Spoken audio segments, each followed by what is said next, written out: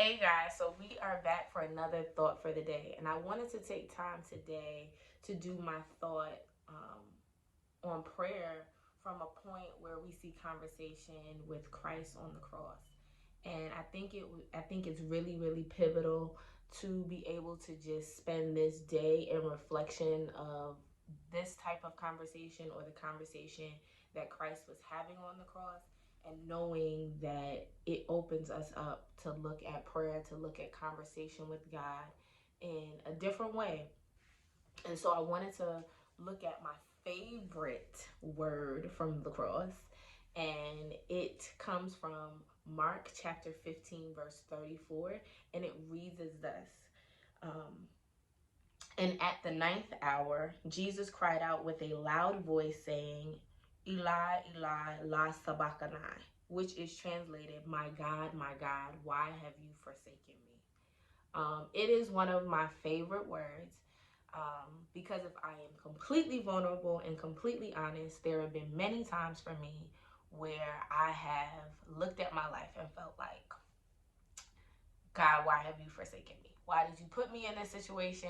Why am I trusting of you? Why am I praying for things?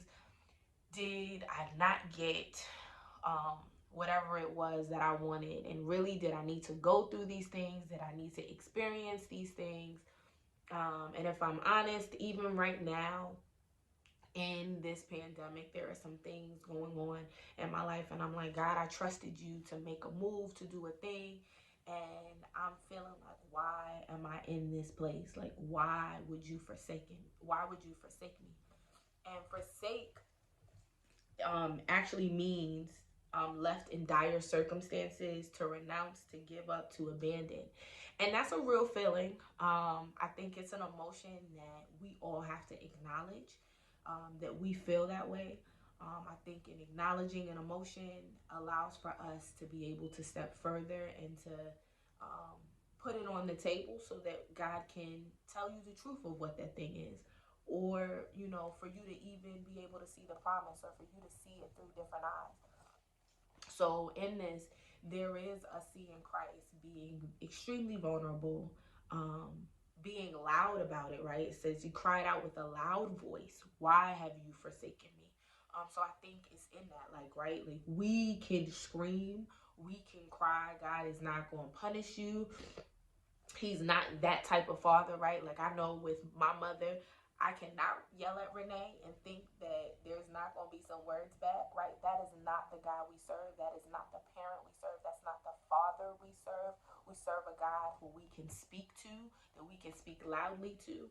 And I think that that's important in this, is to remember that in these moments of feeling forsaken, feeling like I got put in a situation, I don't know what I'm doing, I don't know where you're leading me, that we can be vulnerable with God. But what is the bigger and the best part of what Christ says on the cross at this moment is, yes, he says something in vulnerability, but also his words leads us to something that's greater. So his words are the first lines that come out of Psalms 22. And when you read Psalms 22, the whole thing, it's about 31 verses. It speaks of the fact that there's suffering, but there is also joy. And that is the beauty of the finished work of the cross. It was suffering. Christ suffered for us. Christ did not suffer for himself. He could have called down a legion of angels and freed himself. He was not um, he was not wrong. Um, he was wrongfully convicted, but for us, he allowed for himself to be wrongfully convicted so that we could be free, so that we could have life and have it more abundantly.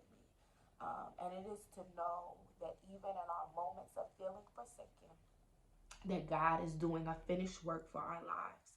And no matter what things look like in this moment, there is a finished work that Christ is doing. And we got to just trust God. We got to just know that there is greater.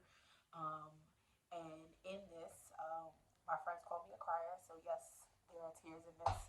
Um, because it is the beauty of the cross, that in all that we faced, Christ faced it with us.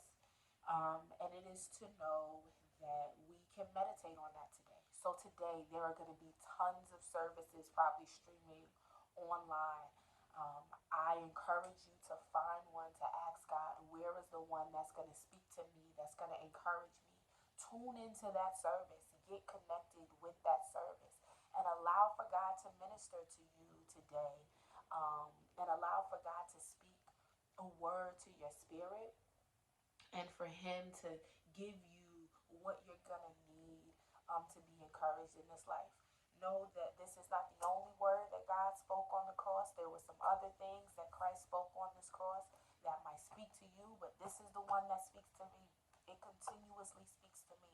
It lets me know that in all the suffering I go through, that I am not alone, but that there is greater joy on the other side. So be blessed.